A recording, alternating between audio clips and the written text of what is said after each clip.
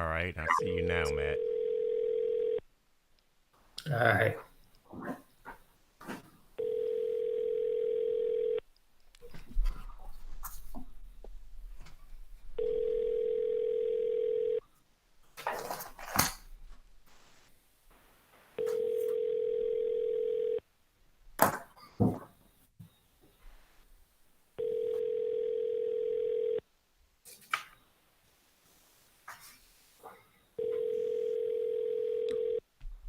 All right, just a moment, guys.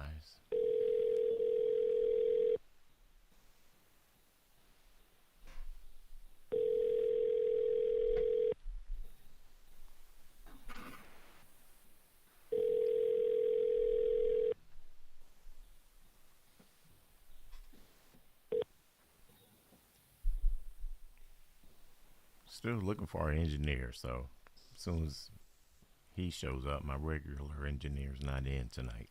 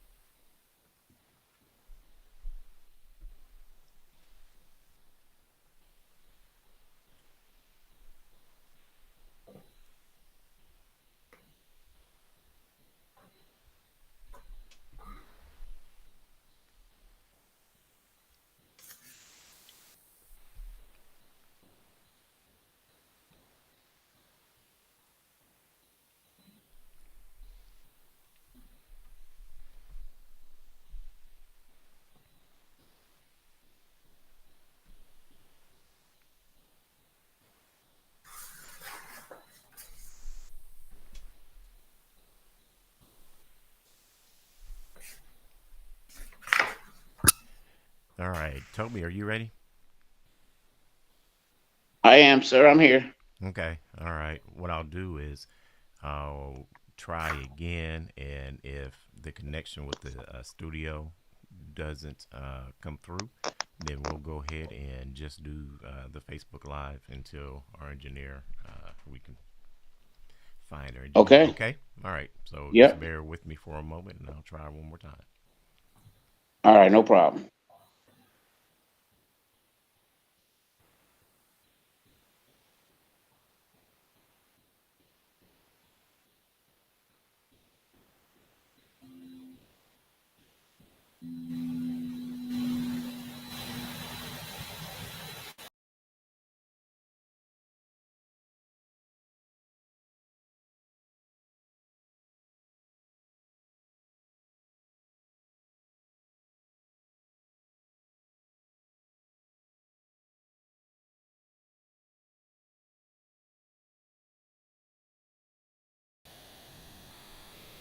Okay.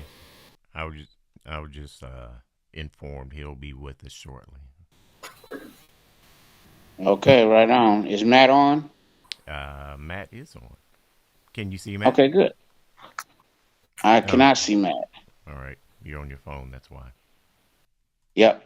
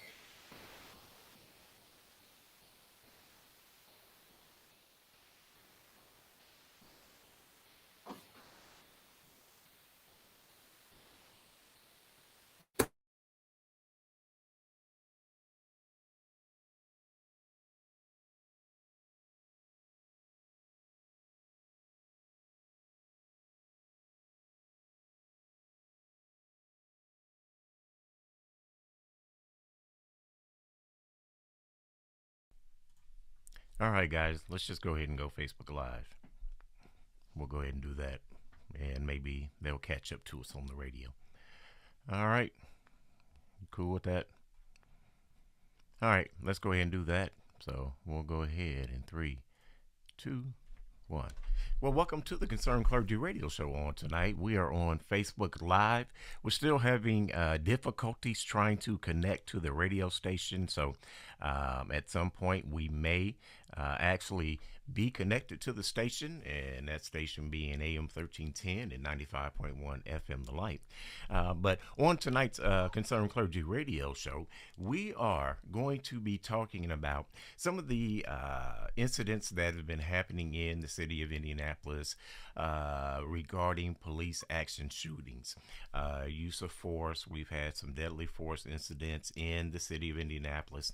And on tonight's program, we are going to be talking about some of those incidents, but more importantly, how you as the community can learn more about the processes. What does it mean to what does it mean for a critical incident video to be released? What does that mean when you see there's footage that the news is releasing and saying that it is a critical incident video? How is that put together? What are some things that the community can do so that the community can be better informed, and then in turn be able to be better community partners with law enforcement, especially when we're dealing with issues such as this? So on tonight's program, we are going to be doing just that. We're going to be having a conversation. We're going to have our guest tonight joining us from the CRT, the Critical Response Team, or excuse me, the Community Response Team that deals with some of these issues, helps the community have a better understanding, as well as provide that bridge to our law enforcement partners, that being most importantly IMPD here in the city of Indianapolis. So what we're getting ready to do is we're going to bring in our guests. We have Toby Miller, and we also have Matt Stewart. But before we bring them in, what we're going to do is, gentlemen, I'm told that our engineer is back. So I'm going to take a 1-minute pause. Let's see if we can get our connection to our live line, and then we'll go ahead and begin our discussion. So we'll be right back with you.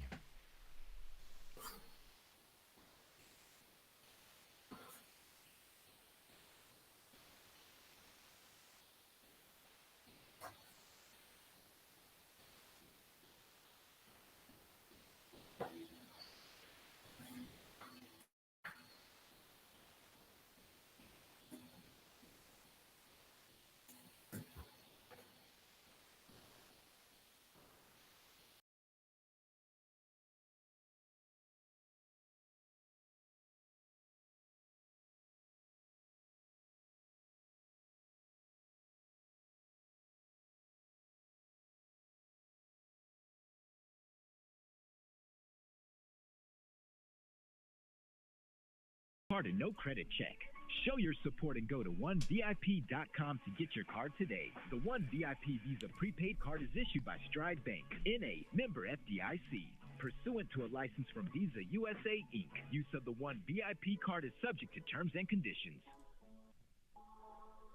Attention taxpayers, ready for some bad news? With $80 billion in new funding from Congress, the IRS has launched their most aggressive hiring campaign ever to ramp up enforcement. If you're ignoring your taxes, don't delay another minute, because your paycheck, your bank account, even your home or business could already be at risk. Now, here's the good news. Optima Tax Relief, America's #1 tax relief firm, can get to work immediately helping to protect you from the IRS. A+ rated by the Better Business Bureau. Their tax attorneys and licensed professionals are experts at resolving tax problems. Let them help determine if you qualify for the Fresh Start Initiative or other powerful IRS tax assistance programs. Take control. Call Optima Tax Relief now for a free consultation. Call 800-811-7033. 800-811-7033. 800-811-7033. Optima Tax Relief. Some restrictions apply. For complete details, please visit OptimaTaxRelief.com. The Concerned Clergy invites you to their weekly town hall meeting on Praise AM 1310, 95.1 FM.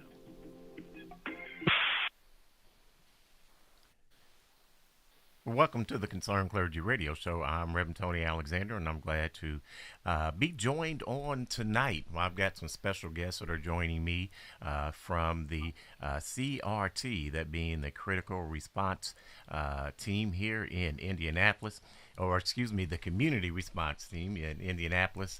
And we've been pretty busy, I'll say, for the last few months. Especially the last couple of months, as we've been dealing with certain incidents in the city of Indianapolis. And now we are joined with our Radio 1 audience, so they've joined us as well now. So once again, I'm Reverend Tony Alexander, and I'm your host for this evening, and I'm glad to be joined by Mr. Toby Miller and Matt Stewart. And gentlemen, I want to thank you for being patient with us on tonight as we work through some of our technical difficulties there. But once again, thank you for joining us on tonight and just sharing about what's going to be happening on Saturday, as well as what's been happening over the last few months. Thank you, Reverend. It's good to be here. It's really good to be here.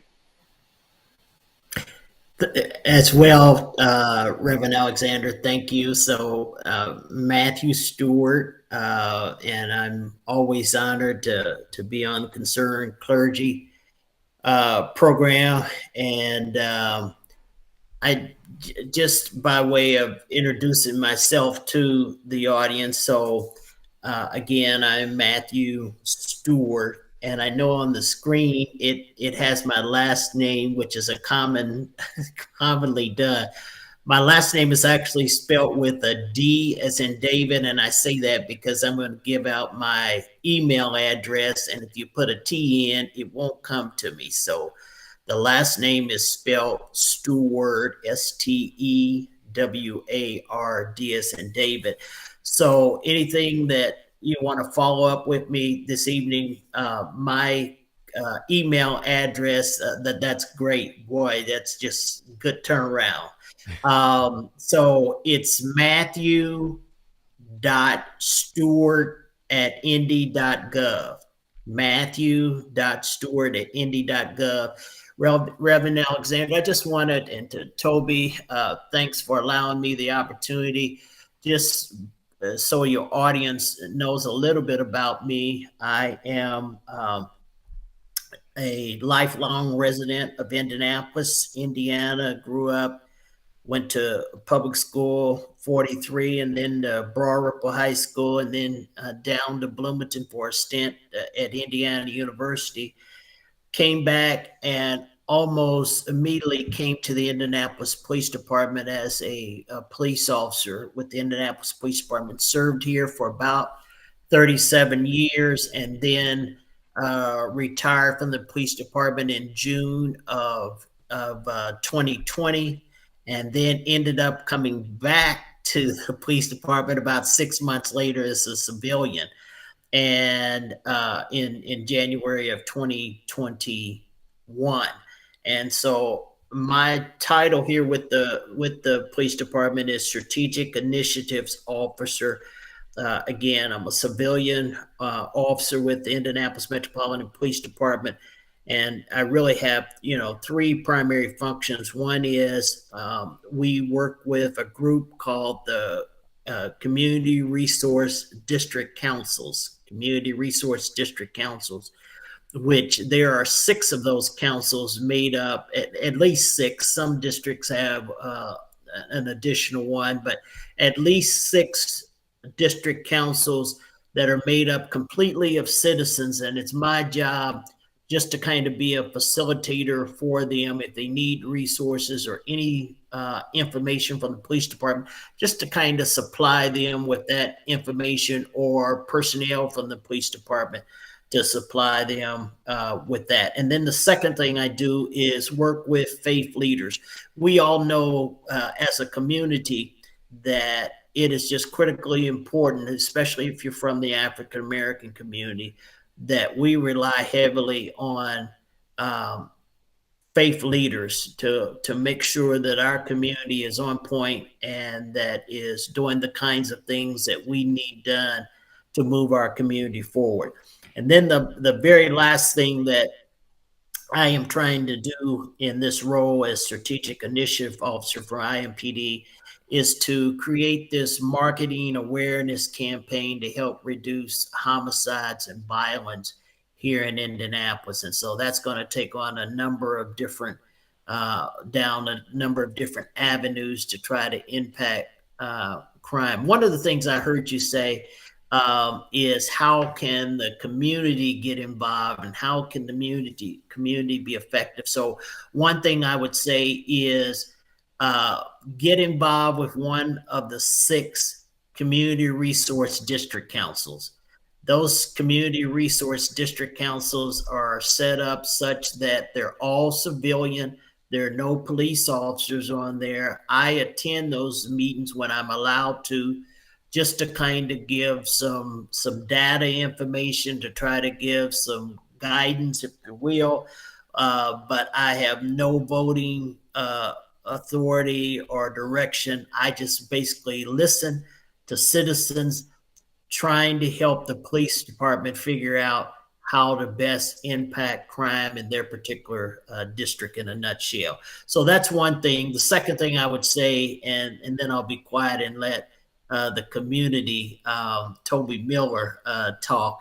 But the other thing I would say is Crime Watch. So I know the Crime Watch groups, people think that they're old, they're outdated, but Crime Watch groups are very important, very effective in terms of impacting crime. And I'd like to see more effective, robust Crime Watch groups become involved in reporting what's going on in their neighborhood, because citizens who live in a particular block, they know more about what's happening in their community than the police do, more about what's happening in their community than I would. So I would say, 2 suggestions: Crime Watch, and the other would be Community Resource District Council. Become a part of that and be an active solution to solving some of the issues that your community might be facing. And Toby, that's something we certainly, and Matt, we appreciate all that you do and what you shared. And Toby, that's something we certainly also want to echo in regards to being involved with the Community Resource District Councils as an opportunity for just that is going to be coming up on this coming Saturday. And that's going to actually give the community probably, I'll say, a new look, if you will, at how some of these incidents that we are seeing occurring, exactly what's happening in the background, what's the processes, how can the community get involved, as Matt is really trying to promote as well tonight for that community involvement. But Toby, I want you to talk about that as well as, the CRT in general, if you'd like to do that also. No, outstanding. And Matt did a great job of communicating, some of the functionality of the CRDCs. The CRT, the Community Resource Team, coordinates all of the CRDCs. So all of them fall under the CRT. And as Matt indicated, they're all civilian. So we're not beholden to the 25th floor. We're not beholden to the 2nd floor. We are designed such that, and we've worked out over the years of trial and error protocols that allow for the community voice and what you mentioned earlier in terms of accountability partnership. We've created space for that to become very real and robust. And we've created some protocols that help us serve the community interest as it relates to critical incidents, or as Matt indicated, all kinds of issues that impact our community. wherein that we can partner with our law enforcement and other community resources to solve problems. It really is designed to empower the voice and the active interests of our community, such that we become active problem solvers. And this weekend, as you indicated, we're the CRT, along with all the CRDCs, and anybody who's interested, especially in joining a CRDC, we are going to be talking about and doing basically a simulation of the activation process that we use whenever there's a critical incident. And critical incidents aren't just police shootings. Critical incidents are any incident that can, but not always, relate to some kind of public safety issue or concern that rises to a level where community, whether it's a neighborhood or a district or the entire community, have some functional interests in dealing with.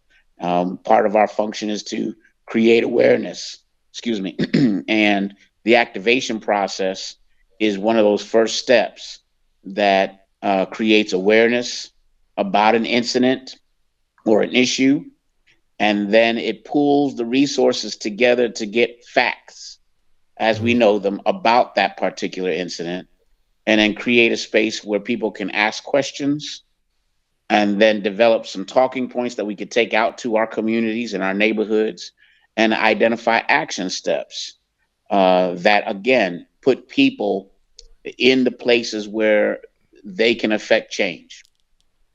So that's part of the function, that's part of the ambition of our training this weekend, is to talk about and simulate what an activation is so people understand, like you said, Reverend, the behind the scenes operations, the kind of the engine to the automobile that we're all in, and then test it and see what we need to do to enhance it.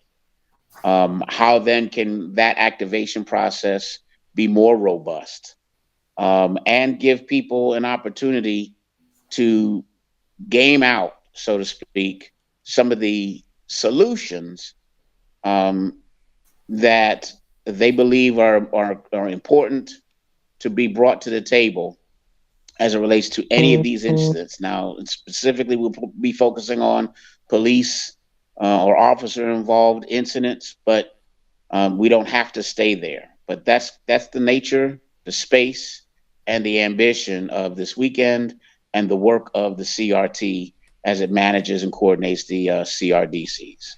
And as we Well, speak to this coming weekend, I want to make sure that we inform, the particulars, and that's going to be at the Faber Card Glick Center. That's at, I believe that address is 2990 West yes. 71st Street. There, and it is in the Northwest CRDC district. So that's going to be this coming Saturday, October the 7th, beginning at 2 p.m. And a lot of, as you just spoke to, Toby, that, these officer involved shootings is kind of what the focus is. But I think when we, just reflect on where we are at a community, as a community, when we just look at the Indianapolis Star this morning, there was an article out, that kind of summarized, the number of incidents that we've seen. I believe it was 11 total incidents, and they even highlighted, a big number that just happened over the last 8 weeks or so. This is really at the forefront of a lot of people's mind, and coming together and saying, hey, we're going to help with the processes. It's very important. But I think we also have to recognize we have a community that's really kind of scratching their head and saying, why is this happening? And I think that too, I'm not sure if we can totally answer that question, but I think it's a fair question. But we have to at least help the community understand that somewhere down the line, we're going to have to try to change that behavior as well, or whatever it is that's lending itself to that. And that's on both ends, law enforcement as well as community end. Absolutely, and it is a community. It is an accountability partnership. So there's a world that the community has to take, and a role the community needs to take, and there's a world and a role that IMPD and law enforcement has to take, and we have to be able to do deeper dives in terms of what can be done, what should be done, and then what's important that people get, and that's why I'm so honored and glad that your CRDC, among the other five CRDCs in addition to yours, held community town hall meetings so that the people can learn about what the system and processes, how they exist, how they work, when they work, and then how can we as a community, now that we know what kind of tools we have at our disposal, how can we use those tools to affect change in a meaningful way? And it's important to see that where we are today is not just, poof, it just happened. There's been a lot of work over decades in this community. And I'm glad Matt is part of this, because he served as long as we've been sculpting this new apparatus. It's important that people really get a sense of the changes that have occurred, and yet the things that still yet need to be done. And it's important that we give people an opportunity to do deeper dives and problem solve. And that's part of the ambition of this weekend's work and the ongoing work of the CRDCs and the CRT. Reverend Alexander, if I could just point out, Toby again makes an excellent point, or points, as he always does. And before I go too much further, I do want to take, my hat off to you, Reverend Alexander, for being the co-chair of the Northwest Community Resource District Council. It is, one of the things that Toby talks about is that this effort is about solving problems. We try to come together as a community and solve problems. Not so much, we don't come together to try to say, it's my fault, it's your fault, it's the guys next door's fault. We are coming together to try to say, hey, look, this is what's happening. Why is it happening? What can we do to impact this?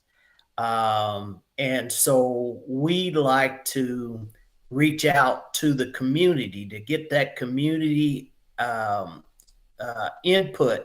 And so when we talk about this activation seminar, this grouping this Saturday, October the 7th from 2 to 6 at the Glick Neighborhood Center, we're talking about trying to come together and grapple with what the issues of the day are and how we can best address those. No one person has all of the answers. And if the police department had all the answers, we wouldn't be where we are right now. If the community could solve all of the issues that were out there, we wouldn't need police. And so one of the famous sayings that Toby uses is, we are the police and the police is us. So we have to make sure that we are, in my humble opinion, working together to identify what the issues are. And I think we've got a pretty good handle on some of those things. But how do we go about solving those? Sometimes as police officers, we see everything as a nail and we try to use a hammer to solve that problem. And that doesn't always get us where we need to be. And so it's about listening to what the community has to say, and it's about necessarily hearing what the processes are in place now and what's working, what should we keep, what should we massage a little bit and make a little bit different. And as Toby said, and then again, I'll stop because I sometimes continue to roll on. But when you look at Indianapolis and you look at Indianapolis has a merit board, a civilian merit board that is responsible for the hiring, firing, and ultimately the discipline of all police officers. You're not going to find that in too many cities across the United States where that merit board is in place. You're not going to find the use of force boards where we have primarily citizen control of those boards, that there's a majority of citizens on that board that works with those general orders to make sure we're doing what is in the best interest of the community. And when we say we are the police and the police is the community, we're saying what is it that we would want as a community and how can we best get there. And these are the kinds of programs, and what we're doing on Saturday is a constructive way, I think, in trying to meet those goals and objectives. Okay, and once again, so there's going to be an activation simulation training that's going to be put on by the community resource team here in Indianapolis. That's going to be once again Saturday, October the 7th. 2990 West 71st Street, the Fabergard Glick Center, Neighborhood Center, and you're invited to be part of that. Now, as you mentioned those boards, and also want to thank you, for the kind words you said in regards to, what our CRDC is doing. I know we have a lot of passionate folks that are part of the Northwest CRDC, and I'm just glad to be able to, just serve as co-chair and just, try to just utilize their passion so we can get what needs to be done for the community. And, I see that passion, especially when it comes to some of the civilian boards that you just mentioned, and that's actually seeing some results. That's a big piece of, I'll say, what I, hear a lot of is, okay, we've got these entities in place, but we're not necessarily seeing the results that we would like to see or that we would hope to see based on what our own eyes are telling us in a whole lot of incidents. Yeah, no, and I think you're right, Reverend Alexander. And part of what we need to do a better job at is getting out the data, is to get out the information as to what is happening as a result of these boards. So you're absolutely right, and I think what you did and what CRT did in terms of having these protocol sessions helps get that information out, because a lot of people in the community just didn't know that these processes existed. And if they did exist, what's the rationale behind their existence? What has brought us to this point? Right, and And I would what, say even how it yeah, fits together. I mean, how does it all fit together? yes. How does one hand shake the other hand? How does, the baton get handed off, when and Mm. where? All of that I think is extremely important. And hopefully, because I certainly want to get to, uh, before we let go of our Radio 1 audience, I certainly want to get to what some of the expectations on Saturday for the activation simulation training. I know there's going to be some actual, I'll say, role play. Would that be the right way to describe it, Brother Toby? Can you kind of Absolutely. speak to that? I know there is a mental health component to it in that role play, and I think that's important that we at least share that much, because a lot of our incidents, we can almost say majority, without having data, a majority are dealing with some sort of maybe mental health condition. So kind of speak to, that piece, if you would. What's some of that role play, if you will, some of the simulation, if you will, kind of speak to that so that can at least, if anyone wants to, wants to kind of have a better idea, you can kind of help understand that. That'd be great. Yes, thank you. And I have a bookmark here, and also when it comes to your question or your observation about results.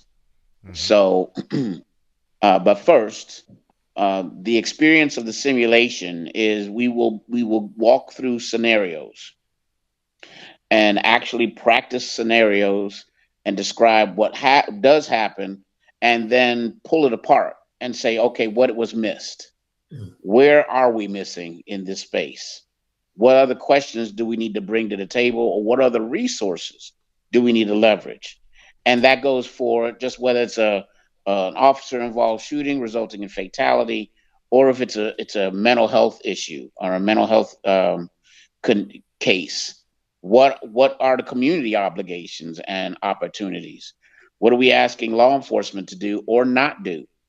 And it's the opportunity for us to actually role play this out, game it out, pull it apart, and do deep dives with it, and then reform so that we can be more effective, so that we can also be more proactive. And what I will highlight in terms of some results, that even though we're going to continue having circumstances and challenges, some of the results, though, that we now start taking for granted are things like a protocol around getting the video out so people are informed, can see it, and it's designed in a way to truly educate and not necessarily push a narrative. There are processes around how we managed and sculpted that environment with video. As you're seeing with at least one of the most recent incidents, the courts don't like people getting the video. Other law enforcement agencies don't want and will not release video. And very few, anywhere in America, have a process where not only the family sees the video first, but the community gets to see the video and then put input in terms of what's missing, what needs to be addressed and brought forward so the community's perspective can be truly respected. There's an outcome in that, in the sense that is something that we now expect, but was not present before.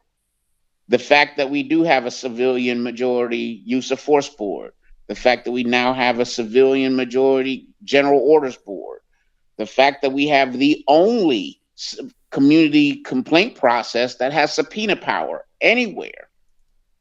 These are tools that have taken a long time to sculpt, but it's in reaction to and in advance of the interests of the community. So there are some real tangible results that we're getting simply because the community is now, in a more meaningful way, involved, leading, directing, and shaping the culture of policing in our community. It doesn't mean we've solved everything, and it doesn't mean it's the bee's knees and we all now can sing "We Are the World" and everything's wonderful. We're going to still have challenges, but now we have context, systems, processes, and authority to deal with those issues as they come up. Therein is a real tangible result. Reverend Alexander, too, I just might add just real quickly. So as a result of this community's involvement, this coming year, we're adding, I think, about 700 dash cams to police vehicles. So the majority of those operational vehicles where uniformed officers are on the street, again, another set of eyes and ears for the community to see what is happening in their community. And then secondly, those body worn cameras. I mean, it was just a few years ago, we didn't have access to body worn cameras because we didn't have them. but a lot of money, a lot of resources have been invested to bring that to light, and rightfully so. And because we have those things, we're the community, the police department is in a much better position today than they were 5 years ago to take immediate action and to address. Sometimes things don't necessarily end in a bad way, but we're going through those videos. We're seeing gaps in police training. We're seeing things that we do very well. And it's important to tell officers when they're doing well too, not just to. Nobody wants to, every time you're talking to them, you're criticizing everything they've done. Certainly the officers are doing something. When you respond to about 1 million radio runs or calls a year, and a handful in that are not so good, you are doing something right. And so this agency is just, you talk about, again, the numbers and results, but that's one of the things that we're doing is Well, those body well, cameras and others. well, and certainly I firmly agree in the job that our law enforcement is doing, and I would not want anyone to think otherwise of that. They're certainly valued, appreciated, needed, and cared for. And that is truly what I want to share. But as we have this discussion, we have to be honest. And once Sure. again, we had an article that came out this morning from the Indianapolis Star, and it kind of highlighted where we are today, and that in itself is it's a glimpse into the viewpoint coming from the community. Mm. So while we certainly want to celebrate all of those that are doing great work, we want that to certainly continue. We also have to make sure that when we talk about gaps, there is a gap in community and law enforcement relationships. And the reason we don't hear a lot about of the good things is, I think, because it's a strained relationship and that gap is Mm. there. If we can build that, that gap just in community law enforcement relationship first, period, when these other incidents happen, um, it will be, I believe it'll be treated differently. Yes. I Agreed. believe you'll have the community. They'll be more apt in cases where you know they will be more apt, I'll say, to maybe side with law enforcement in some cases, or maybe give them the benefit of doubt. But Yes. when you have so many that are coming one on top of the other, uh, and absolutely, we're making strides. We're making strides in that communication piece. We're making strides in, okay, we do at least have ear of leadership, and they are willing to to take time and listen, and that is valued and that's appreciated as well. But then when we do have that ear, the community also wants to make sure that, hey, the voice is being heard and changes are being made, and then those changes, they're visible changes. We can tell that the community's input was valued. Mm. So Yeah, yeah, all and of that's this together hopefully lends itself to get us right there. yeah, and it does. You're absolutely right, Reverend. And I don't. I echo what Matt says, but I'm in the space with you as well. These conversations, this space that we've created, the protocols we've generated, the changes that have been made, um, aren't always a very pretty process. There are times when we have to fight folks in the streets. I mean, and we've had those really ugly conversations. And after we're bruised up and wiping off the remnants of that battle, the question is, okay, now what do you propose? And we really want to create agency for community to be able to have a legitimate, forceful, empowered voice to say, here's what we propose, and be able to push those things through. So there's a lot, like you said, there's a lot of work to be done. There's a lot of work that's been done. And yeah, there's pillars that we have to stand on, and yet more that we have to build on. One of the first ones we've been cultivating, like what your CRDC does, what all the other CRDCs do, is create a space where we can work on that relationship, build an environment where trust, respect, accountability, transparency, and integrity are all flourishing. And that's kind of where those are the pillars we're working on, and not all of them are solid yet. And yet we have to be committed to making sure we see it through. And that commitment is key. And I, want our audience to understand that there is a commitment there. The work that both Brother Toby and Matt are doing is, I would say, some great work that the community appreciates. Even though I'm sure you guys, you hear, we want more, we want more. But, as you're continuing, to help us bridge that gap, guess what? We're going to want more. So, don't take offense to that, but just know, as we are making strides, it's like, an athlete, no matter what award you win, no matter, what you've done, you're still trying to get better. You're still trying to get faster and stronger. So that's what we're wanting to do as well, as a community. And I applaud everything you both are doing. I appreciate that. And I appreciate your time that you spent with us on this evening. So once again, this coming Saturday, October the 7th, there will be a community resource training that's going to be at the Faber-Gard Glick Neighborhood Center, 2 p.m. this coming Saturday, once again, October the 7th, and you are invited. Once again, there's going to be some simulation for police-involved incidents, and you as a community will be able to learn more about the processes, as well as find out how you can get involved in the process as well.